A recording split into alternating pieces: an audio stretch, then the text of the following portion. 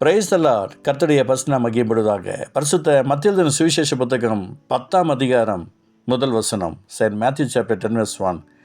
அப்பொழுது அவர் தம்முடைய 12 சீஷர்களையும் தமிழத்தில் வரவழைத்து அசுத்தாவிகளை துரத்தவும் சகல வியாதிகளும் சகல நோய்களை நீக்கும் அவர்களுக்கு அதிகாரம் கொடுத்தார். எனக்கு பிரியமானவர்களே, கர்த்தராகிய இயேசுவின் நாமத்தினால நம்முடைய வாழ்க்கையில் மிகப்பெரிய ஒரு ஆசீர்வாதம் உண்டாவதற்காக நான் கர்த்தரை துதிக்கிறேன், ஸ்தோத்தரிக்கிறேன். இந்த பரிசுத்த உயிர்த்தெழுந்த ஆராதனைகளில் கூட கர்த்தருடைய அன்பு பிரசன்னம் நம்மளோடு கூட இருப்பதாக.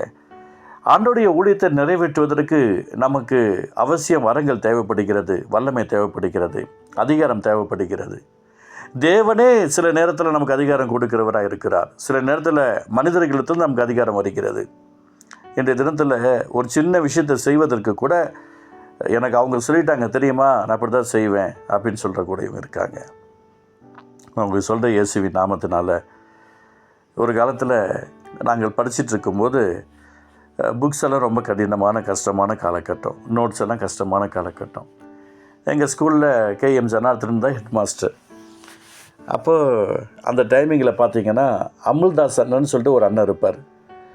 யாருக்காவது புக்கு கிடைக்கல அப்படின்னு சொன்னால் அவர்கிட்ட சொன்னால் புக்கு ரெடி பண்ணி கொடுத்துடுவார். பரவாயில்ல, நான் வாங்கி கொடுத்துட்றேன், நீ கவலைப்படாத, நீ போ, ஸ்கூலுக்கு போ, நான் பார்த்துக்கிறேன் அப்படின்னு சொல்லிட்டுவார். அந்த அமுல்தாசன்ட்ட சொல்கிறவங்களுக்கு எல்லாத்தையும் நிறைய பேருக்கு புக்கு வாங்கி கொடுப்பார். சம்டைம்ஸ் அவர் யார்ட்டையாவது 5 பைசா 10 பைசா 20 பைசா 4 அப்படிலாம் வாங்கியிருக்கிறார். அவ்வளோதான், அதிகமாகலாம் ஒன்றும் கிடையாது. அவர் சந்தோஷமாக யார்ட்டாலும் வாங்கி கொடுத்து முடிச்சிடுவார். ஒரு சின்ன விஷயந்தான் நான் உங்களுக்கு சொல்கிறேன். இந்த உலகத்தில் வேலை செய்கிற இடத்துல நாம் ஒரு இடத்துக்கு போகும்போது எனக்கு அங்கே உதவி கிடைக்கணும் அப்படின்னு சொன்னால் அங்கே இருக்கிறவங்க யாரோ ஒருத்தருடைய தயவு நமக்கு தேவைப்படுகிறது. அப்போ தான் ஒரு பெரிய வேலையை செய்ய முடியும். ஒரு தயவு கிடைக்காம ஒரு வேலையை நம்மளால் செய்ய முடியாது. ஒரு குடும்பத்தில் ஒரு ஃபங்க்ஷன் நடக்குது அப்படின்னு சொன்னால் உறவுகளுடைய சப்போர்ட் தேவைப்படுது, உலகத்துடைய சப்போர்ட் தேவைப்படுது. இதுக்கிடையில் அந்த பிள்ளைகள், அந்த தகப்பனார் தாயாருடைய சப்போர்ட் ரொம்ப அவசியமாக இருக்கிறது.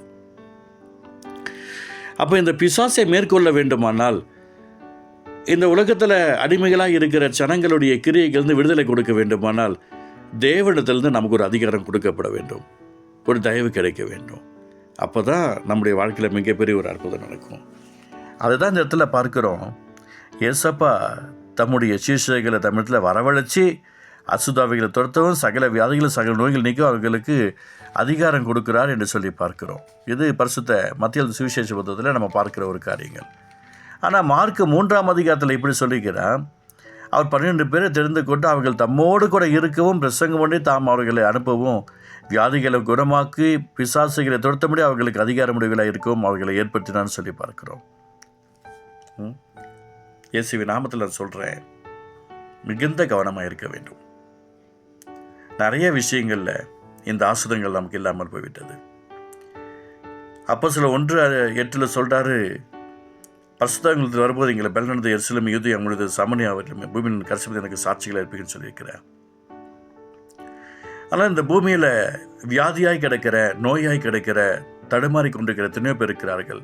அவர்களுக்கு விடுதலை கொடுக்க வேண்டுமென்றால் நமக்கு ஒரு வல்லமை தேவைப்படுகிறது, நமக்கு ஒரு வரங்கள் தேவைப்படுகிறது, நம்ம மேலே ஒரு விசேஷ அபிஷேகம் தேவைப்படுகிறது. ஆண்டவருக்காக எதையாவது சாதிக்க நினைக்கிறவங்களுக்கு தான் கர்த்தர் கொடுப்பார். உலகத்து பிரகாரமாக பணத்திற்காக அப்படின்னு சொல்லும்போது எந்த விதத்துலையும் அது கிடைக்கவே கிடைக்காது. அடிமைக்கு இந்த கிருபையை கர்த்தர் கொடுக்கும்போது ஒவ்வொரு முறையும் அந்த வரங்களுக்காக, வல்லமைக்காக, அபிஷேகத்துக்காக, கனிகளுக்காக ஆண்டவர் சமூகத்தில் உபவாசத்தோடு காத்திருந்து யார்ட்டையும் பேசாமல் முழங்கால் படியிட்டு மணிக்கணக்காக நாட்களுக்கணக்காக அவருடைய சமூகத்தில் காத்திருந்ததுனால்தான் இன்று வரை என்னுடைய வாழ்க்கையில் மிகப்பெரிய நன்மையை கர்த்தர் கொடுத்து கொண்டிருக்கிறது என்னால் பார்க்க முடிகிறது. அநேகருக்கு இந்த கிருபையுள்ள வரங்களை பயன்படுத்தவும் கர்த்தர் உதவி செய்கிறார்.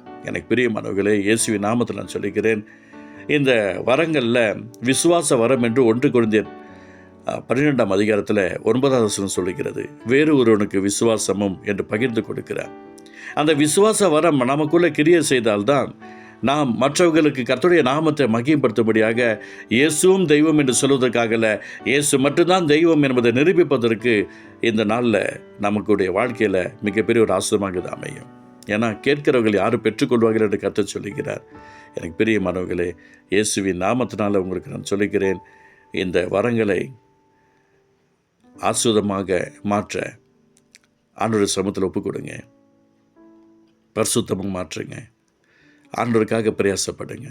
ஆத்துமாக்களை ஆண்டவர் பக்கம் கொண்டு வருவதற்கு நம்முடைய உறவுகள், சொந்த பந்தம், ஊரார் ஆண்டவர் சமூகத்தில் கொண்டு வருவதற்கு வரங்கள் ரொம்ப அவசியம். அவரோட கூட இருந்தால்தான் வரம் கிரிய செய்யும்.